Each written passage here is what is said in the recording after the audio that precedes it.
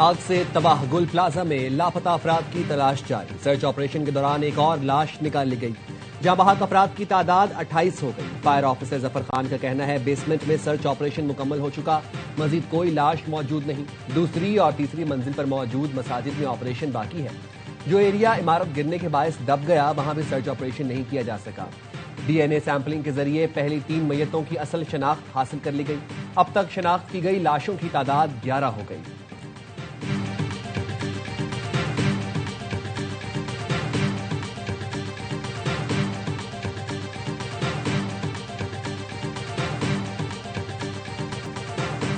Sindh building control authority का कराची में 3 रोज में फायर सेफ्टी सिस्टम नस्ब करने का अल्टीमेटम।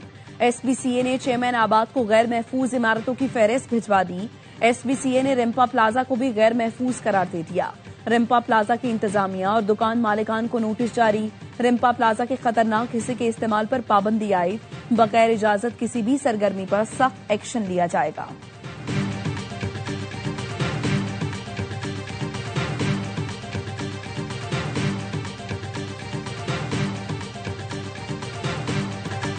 गुल प्लाजा से उठाया गया 2 डंपर मलबा गायब होने का इंकशाफ। डिप्टी कमिश्नर साउथ जावेद नबी खोसो कहते हैं मुतासरीन की एक एक चीज हमारे पास अमानत है। गायब होने वाले डंपरों का जल्द पता लगा लेंगे। इमारत के मलबे से निकलने वाली नकदी चोरी करने वाला मुबैना मजदूर पकड़ा गया।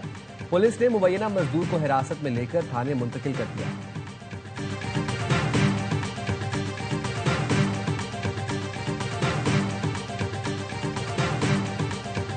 कंपनसेट किया जाए, ये सोच के किया जाए कि ये बिल्डिंग जितने अरसे में बनेगी इतने अरसे का भी मुआवजा इनको दिया जाए। इस बिल्डिंग को छोड़कर वो कहीं नहीं जाएंगे। दुकानदार इस बात पे राजी नहीं है।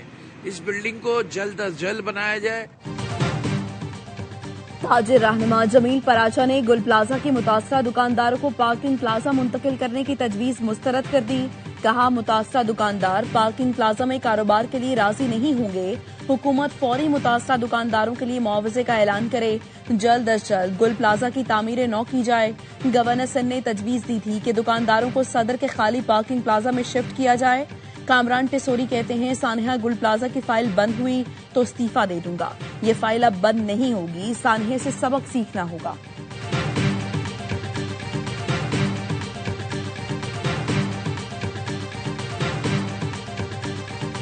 गुल प्लाजा एक मंजिल इमारत थी। अल्ताफ हुसैन का गनमैन गोगा, उसने 2 मंजिला, फिर 3 मंजिला, 4 मंजिला, फिर बेसमेंट खत्म करके गोडाउन बनाए, छोटी छोटी दुकानें बनाई। चलने का रास्ता नहीं। ये सब उस दौर में हुआ जब हम ना मेयर थे ना हम सिंध गवर्नमेंट में थे। पीपल्स पार्टी के रुकन अब्दुल कादिर पटेल की कौमी असेंबली में एमक्यूएम पर लफ्जी गोलाबारी। आसिफा भुट्टो ने शाजिया मरी के हाथ पर्ची भिजवा दी, जिसे पढ़ते ही अब्दुल कादिर पटेल का लहजा बदल गया। साथ मिलकर चलने की बातें करने लगे। एमक्यूएम के रहनुमा फारूक सत्तार कहते हैं 275 तिजारती मराकज में सर्वे किया जाए तो ऐसे वाकयात रोके जा सकते हैं। जब वजारत बल्दियात हमारे पास थी तो बिल्डिंग कंट्रोल भी हमारे पास होता था। ये देखना चाहिए क्या वाकई एमक्यूएम के दौर में तमाम नक्शे पास हुए। अगर अपने दौर में हम डिलीवर ना कर सके तो बाज़ जगह दानिस्ता गलतियां भी हुई हैं। राना सनाउल्लाह कहते हैं पार्लियामेंट से ही मुल्क की बेहतरी का रास्ता निकल सकता है। ख्वाजा आसफ की बात से 100% मुत्तफिक हूँ। 18वीं तरमीम में सिर्फ एनएफसी का मसला है।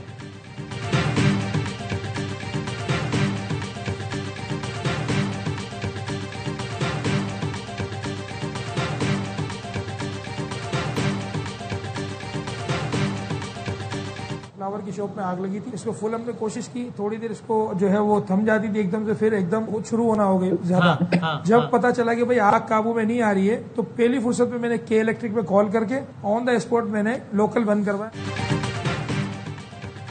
आग लगी तो के इलेक्ट्रिक को खुद फोन करके फौरी बिजली बंद कराई। सदर गुल प्लाजा एसोसिएशन तनवीर पास्ता का इतराफ। प्रोग्राम 11th आवर में बताया आग लगने की इत्तला मिली तो प्लाजा में ही मौजूद था। अगर इलेक्ट्रिक वायरिंग में आग लग जाती तो ज्यादा जानी नुकसान हो सकता था। आग बुझाने के लिए सिलेंडर और फायर बॉल्स मौजूद थे, लेकिन इमरजेंसी एग्जिट लाइट्स नहीं लगी हुई थी।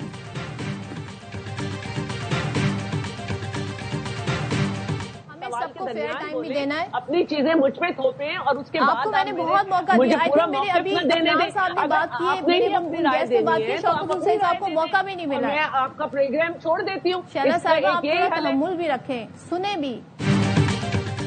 पीपी रहनुमा शहला रजा ARY न्यूज का प्रोग्राम छोड़कर चली गई। प्रोग्राम एंकर ने शहला रजा के असेंबली में दिए गए बयान को दोहराया तो वो नाराज हो गई। बोली, मेरे बयान को तोड़ मरोड़ कर पेश किया जा रहा है, मुझ पर इल्जाम लगाए गए, उसका जवाब दूंगी।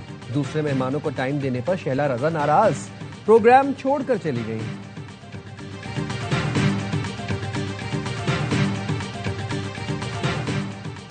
वज़ीर-ए-आज़म शहबाज शरीफ वर्ल्ड इकनॉमिक फोरम इजलास में शिरकत के लिए स्विट्जरलैंड में मौजूद। आलमी इक्तिसादी फोरम से खिताब और मुख्तलिफ इजलासों में शिरकत करेंगे।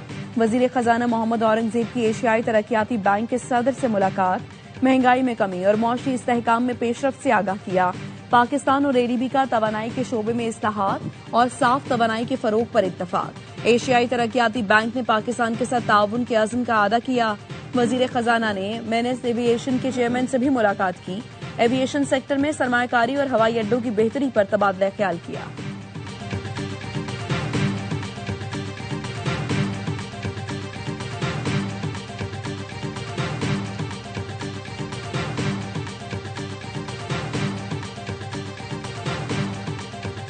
Pakistan and India, they were really going at it. 8 planes shot down. They were going to go nuclear, in my opinion. Prime Minister of Pakistan was here, and he said President Trump saved 10 million people and maybe much more than that.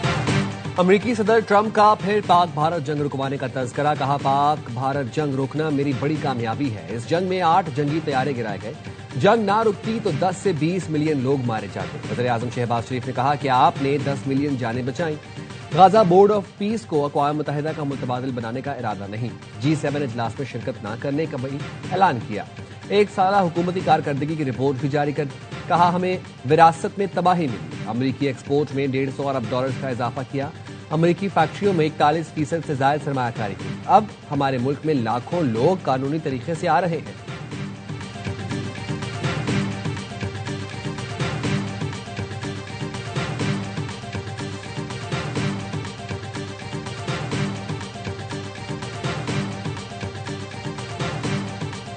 India's unilateral decision to hold the treaty in abeyance last year, April, has created an unprecedented crisis for Pakistan's water security and for regional stability.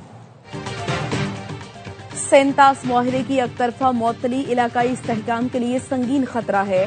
Pakistan ने एक बार फिर आलमी बरादरी को खबरदार कर दिया। अक़वाम मुत्तहिदा में कायम मकाम मुस्तकिल मंदूब उस्मान जदून ने खिताब में कहा, सेंतास माहिरे की एकतरफा मुअत्तली या तरमीम की कोई गुंजाइश नहीं। भारत पानी को बतौर हथियार इस्तेमाल कर रहा है। पाकिस्तानी सिफारतकार जुल्फ़िकार हक ने भारत का मकरू चेहरा बेनकाब कर दिया। कहा, भारत मकबूजा कश्मीर में संगीन जराइम में मुलव्वस है। पाकिस्तान कश्मीरी अवाम की जिद्दोजहद आज़ादी की हिमायत जारी रखेगा।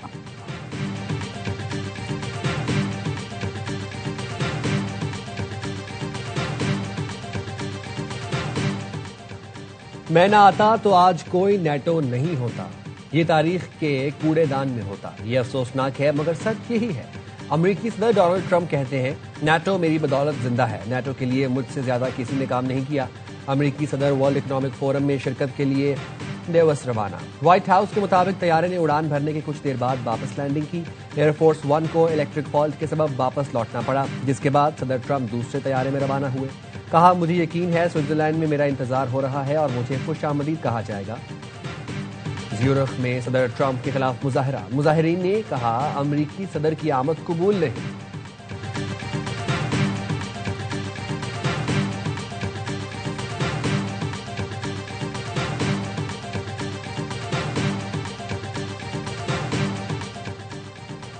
धमकियों की पॉलिसी के सामने नहीं झुकना चाहिए। गुंडागर्दी के मुकाबले में एहतराम को तरजीह देते हैं।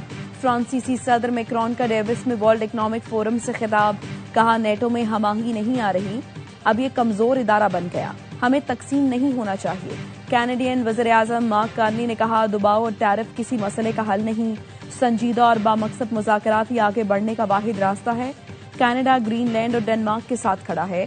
ग्रीनलैंड में तारीख का सबसे बड़ा एहतजाज। शदीद सर्दी के बावजूद हजारों अफराद सड़कों पर निकले। ग्रीनलैंड बराए फरोख नहीं करें के नारे।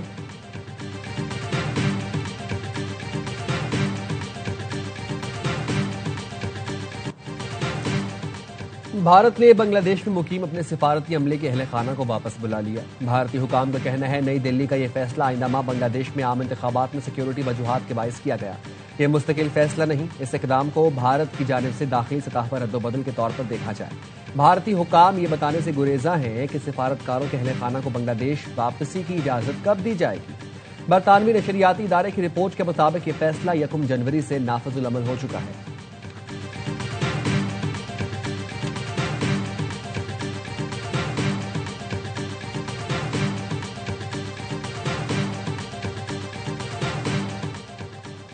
बांग्लादेश भारत तनाज़े में नया मोड़, पाकिस्तान क्रिकेट बोर्ड ने इंटरनेशनल क्रिकेट काउंसिल को खत लिख दिया। बांग्लादेश के भारत न जाने के मौक़िफ़ की तायीद कर दी। आईसीसी ने हतमी फैसले के लिए आज बोर्ड मीटिंग बुला ली। बांग्लादेश ने सिक्योरिटी खदशात के बायस वर्ल्ड कप के लिए भारत जाने से इनकार किया है। क्रिक इन्फो का कहना है आईसीसी बांग्लादेश की इवेंट में शिरकत से मुताल्लिक फैसला आज सुनाएगी।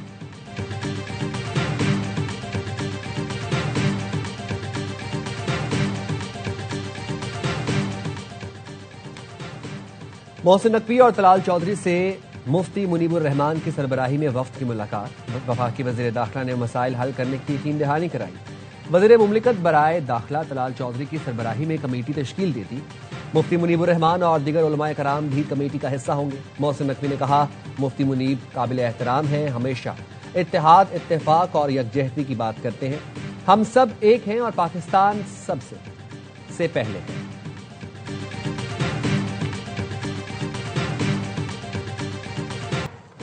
मुत्तहिदा अरब इमारात गजा पीस बोर्ड में शामिल। बहरीन और बेलारूस ने भी अमन बोर्ड में शमूलियत की दावत कबूल कर ली।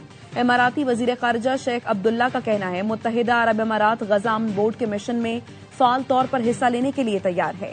फैसला मुत्तहिदा अरब इमारात की पॉलिसी के ऐन मुताबिक है। बहरीनी वजारत खारजा का कहना है ये मंसूबा फलस्तीनी अवाम के जायज हुकूक के तहफ़्फ़ुज़ के लिए निहायत अहम है। सऊदी काबीना ने गजा अमन मंसूबे के दूसरे मरहले का खैर मकदम करते हुए डोनाल्ड ट्रंप के बोर्ड ऑफ पीस की हिमायत कर दी।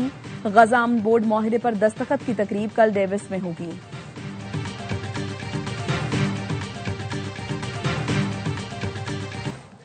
मगरबी सिस्टम के बायस खैबर पख्तूनख्वा आजाद कश्मीर में बारिश और बर्फबारी का इम्कान। एनडीएमए ने अलर्ट जारी कर दिया। दरियाए काबुल और मुलक्का नदी नालों में तुग़यानी का खदशा। सवात, चित्राल, बुनेर, शांगला, दीद में सैलाबी सूरत हाल का इम्कान। बलोचिस्तान के मुख्तलिफ अजला में आज से बारिश और बर्फबारी की तवक्को। कराची में 22 और 23 जनवरी को हल्की से दरमियानी दर्जे की बारिश का इम्कान।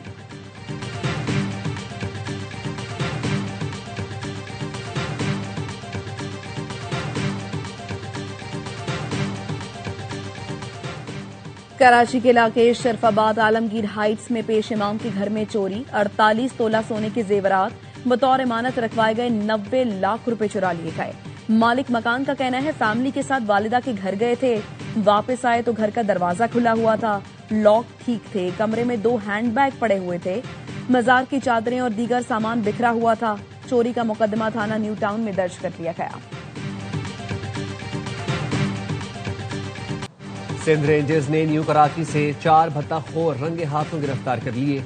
2 पिस्तौल, कार, मोटरसाइकिल, 3 मोबाइल फोन्स और नकदी बरामद। तर्जुमान रेंजर्स के मुताबिक मुलजमान ने गारमेंट्स फैक्ट्री में दाखिल होकर 15 लाख रुपए भत्ता तलब किया था। रेंजर्स ने मौके पर पहुंचकर फैक्ट्री को घेरे में ले लिया। फैक्ट्री को घेरे में लेकर अब्दुल कादिर बुख्ती, माशूक अली, गुलाम हुसैन और अब्दुल हकीम को गिरफ्तार कर लिया गया।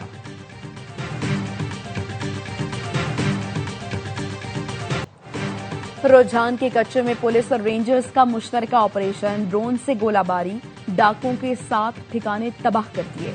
52 डाकुओं ने पुलिस को गिरफ्तारी दे दी। डीपीओ राजनपुर का कहना है डाकुओं को हथियार डालने का मौका दिया जा रहा है। डाकू सरेंडर कर दें वरना मारे जाएंगे। इंतहाई मतलूब डाकू काबिल सखानी और मोराजादा दश्ती ने हथियार डाल दिए। दोनों की गिरफ्तारी पर 1-1 करोड़ रुपए इनाम मुकर्रर था।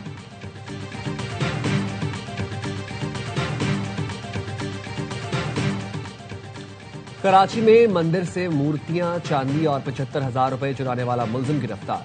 चोरी किया गया सामान बरामद। 2 मुलजिमान ने 14 जनवरी को डोली खाता के करीब मंदिर में वारदात की थी। मुलजिमान पीतल, तांबे के बर्तन और चांदी की ज्वेलरी लेकर फरार हुए थे।